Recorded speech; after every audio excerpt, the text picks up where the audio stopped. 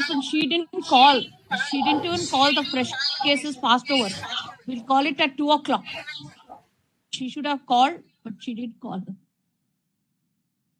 It's 1 minute matter, my lord. 53. Call it at 2. Because if the passed over matters were called immediately after they were passed over, you would have taken it up. Now in between we cannot again call. In this court it is immediately after the fresh cases or at 2 p.m. Yes. Kindly pass over. Mr. Datar is leading his item 15, my ladyship. What is it about? My ladyship, it's regarding whether a circular will operate prospectively or retrospectively. The High Court confuses itself with the same date's notification, that's all. And it, instead of prayer for adjudicating upon... Pass over, take this. May I just request, if the matter is being passed over actually in the second half, I have a personal difficulty. One of my family members is going to undergo a surgery. All right. Would seek a date in that. You will give a date, 2016 matter. List on 12/11. My ladyship may kindly have it at 2. Probably Mr. Datar would be free by then. Maybe have it at 11. He has a difficulty in the afternoon. 12/11. Next. Grateful. Grateful.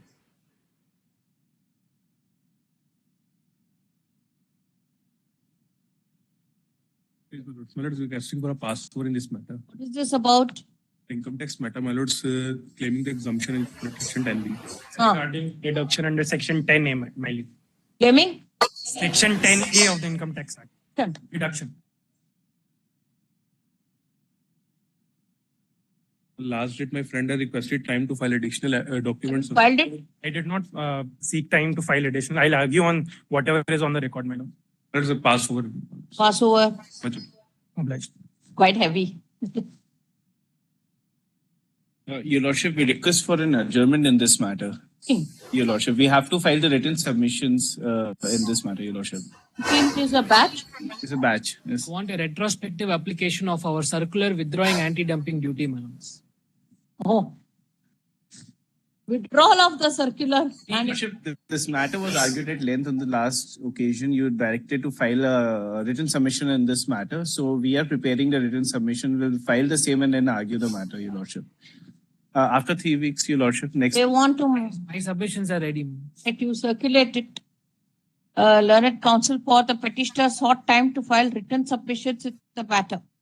Hence, list on 2210. Yes. Grateful, Your Lordship. In. Please, Your Lordship. You take this. 18, what is it? This is regarding fixation of court fee. The plaintiff, the petitioner had filed a suit for declaration and possession of, my lord, the agricultural land situated in a revenue estate, in which, my lord, there is some construction also of a temple, and the lordship may have page 13. Para 1 of the plaint. Where is the plaint? Page 13, annexure P2. So what happened? What did the High Court say? Yes, my lord. In this, what happened was that the trial court fixed the court fee after hearing the objection of the defendant also at page 21. And since it is agricultural land in a revenue estate, so court fee was fixed under section 75A of the Court Fee Act. The Lordship may have that order at page 21. Yes. The Lordship will have the last pair after hearing the arguments. Page 21. After hearing the arguments, the court is... the State Act or Central Act? Well, this is Central Act. Central Act. Yes, ma'am. After hearing the arguments, the court is of finding that in order to decide the question regarding the amount of court fee to be affixed by the plaintiff on the plaint of the suit, it is necessary to adjudicate on the nature of the land.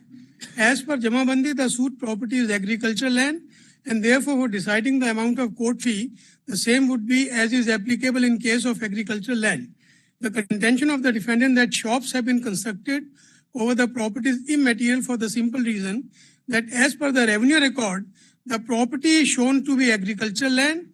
As per section 5 of Court Fee Act, the court fee to be affixed is 10 times the land revenue payable over the property, and therefore the plaintiff is directed to affix the court fee on the suit property 10 times the land revenue payable on the property. Now the case be so and so, so and so. Who raised the issue of court fee? Well, the defendant raised the issue of court fee, which is not Saying even. that there is a construction there. They say there's a temple. There's a temple which has no market value, and along with temple there are some shops, my lord. And All defendant. right. So what did the High Court say? Defendant has, my lord, first of all, defendant has no right. What did the Defendant High has no- Yes, my lord. High Court says 7(5)(e). My lord, first What- my submission is, if you So who went to the High Court? well, defendant went to the High Court, and my lord have held the defendant has no right to raise an issue about the court fee. There are number of judgments, full bench, this honorable court, that once the court fee has been fixed by the trial court, Section 12 of the Court Fee Act also says the same thing. The defendant has no right to challenge the same in revision or in appeal. So therefore, that is my first submission, that revision was not maintainable at all before the High Court.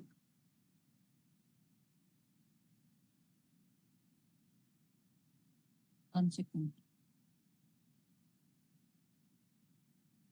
Case 3 is, my lord, the finding of the High Court. No, this 21, Yes, page 21, yes, my lord. the direction was given to you on the application made by the defendant? The defendant had taken the objection in the written statement, it not properly So evaluated. no, this order, So this order has become final. you are not aggrieved by this order. I'm not agree. I paid. You are for the plaintiff. I'm for the plaintiff. I paid So this. then they went to, They went to revision to the High Court.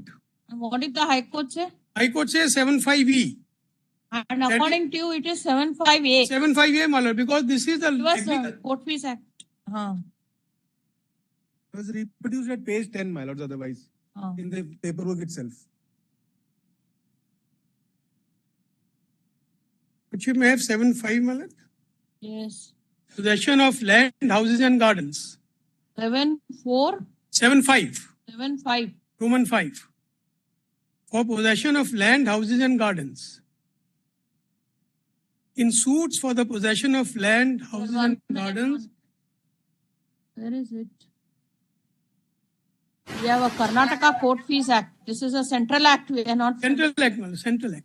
Well, in the paperwork, it is at page 10. If Yes, page 10 I have reproduced also, my lord. Computation of fees payable in certain suits. is malady. Yes, it's subclause A, lordship will have 7(5)(a). Please read the amount of fee payable. Yes, my lord. Where the land forms an No, entire. Read from the beginning. Yes, my lord. Amount of fee payable under this act. My lord, your lordship has got 7(5). 7 we have. First we start with 7. Yes, sir. The amount of fee payable under this act in suits next hereinafter mentioned shall be computed as follows. Then comes, my lord, money, maintenance, annuities, movable property, enforce a right to share in joint family property. 5.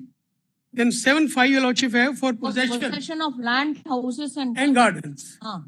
In suits for possession of land, houses and gardens according to the value of the subject matter, and such value shall be deemed to be where the subject matter is land and where the land forms an entire estate or a definite share of an estate paying annual revenue to the government or forms part of such an estate is recorded in the collector's register as separately assessed with such revenue, and such revenue is permanently settled 10 times the revenue so payable.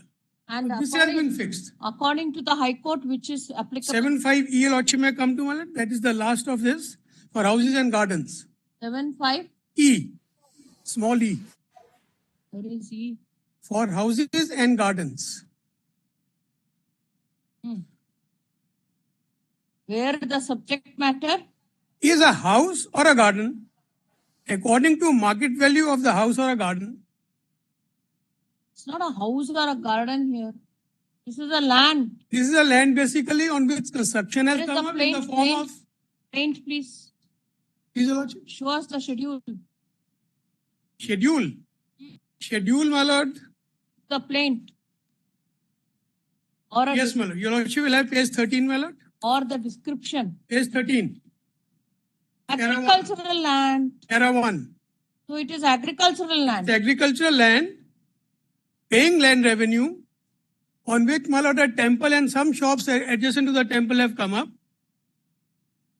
So it is not houses and gardens. No, but no, my lord, neither a garden nor a house. My lady will have page 2 of the impugned order. two. 2. This, my lord, what happened was, my lord, they filed a suit for declaration with possession. In the first, they wanted to pay ad valorem court fees, not even court fees, which is required to be paid on possession, my lord. The matter first traveled to the Honorable High Court. My lords will have my learned friend read page 21. He should have started on page 19. 19. Page 19. In the first round of litigation, they wanted to pay court fees as per section 7(4)(c). The Honorable High Court said that no. No such revenue. Please, my lords. No. Then Page 19, my lords.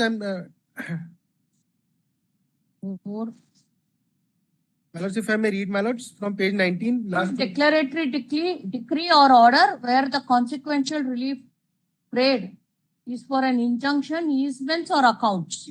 Now, my lords, the Honorable High Court says, my lords, at page 20, my lords, in the last paragraph. He says that I have heard learned counsel for the parties and appraised the paperwork of the view that though the petitioner plaintiffs are not party to the gift deed, yet they are seeking possession. Therefore, they are liable to pay the court fees as per the provisions of section 7(5) of the Indian Court Fees Act for seeking possession. So, Yes. this order attained finality, my lords. This matter went back again to the trial court.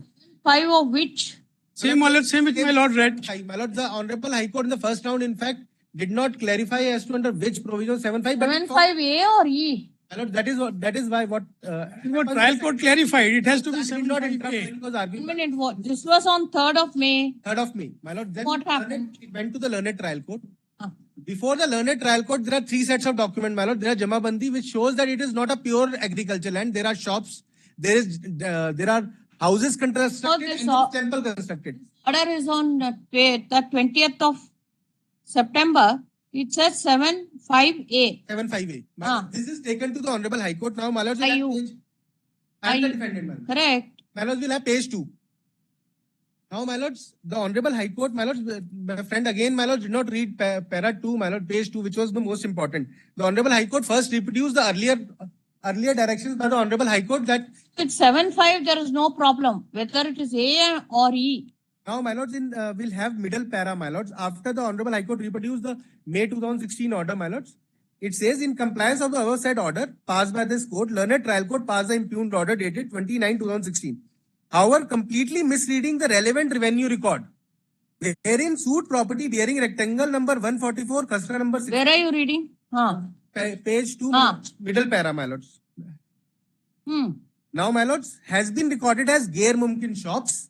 Similarly, land in rectangle number 152 has been shown as Unauthorized shops because I am being One paying minute. house tax also.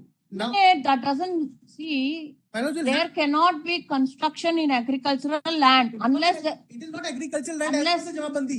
no. That is what the court says. When it says Kasra number means what? Revenue. Kasra number is only for agricultural land, not for converted land. Okay, my For lords- converted. No, my lords, it's You not. come back at 2 o'clock. Please, my lords.